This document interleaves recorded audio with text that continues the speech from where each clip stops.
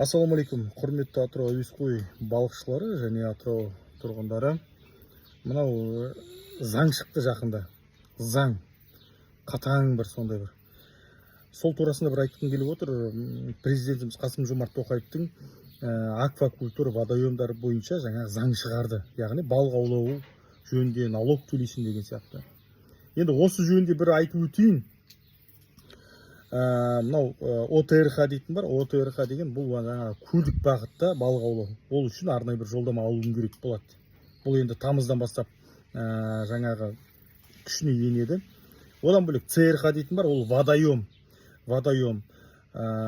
Жаңағы қолдан өсіру, асырау, өсіру, сосын барып жаңағы адамдарға жолдама алып беріп, арнайы жаңа налог төлеп, одан балық аулау мәселесі бойынша.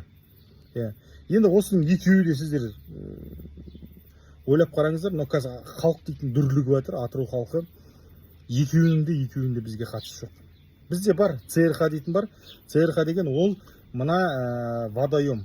Яғни біреуі мына Зарослый каналындағы жаңағы қызыл балық асыраумен айналысады.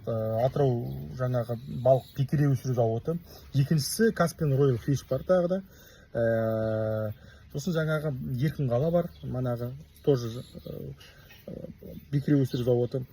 Бірақ олар тек қана бекіре өсірумен айналысады. Бізде ешқандай водоем да, манағы ОТРХ, ЦРХ да ешқайсысы дамымаған. Көлдік бағытта жоқ, не болмаса жаңағы водоем болғанда тек қана ол қызыл балықты асыраумен, өсірумен шектеледі.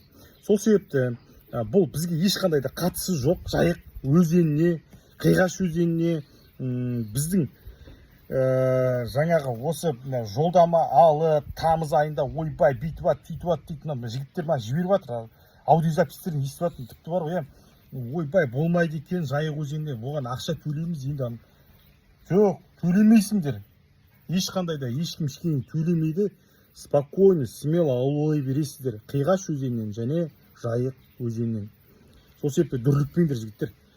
Бұндай жалған ақпараттарды таратпаңдар. Информациялардың бәрін тек қана осы біліп отырыңыздар. Сосын мынау Қазақ балық дейтін ұйым бар. Бүткіл заңдардың бәрін шығарып, бәрін белгілеп, істеп, айтып отырамыз осы уақытта. Жалпы смело аулай бересіздер. Ешқандай да шектеу жоқ. Бізге ол заң ешқандай да соқпайды. Сол себепті баршаларыңызға ассалаумалейкум.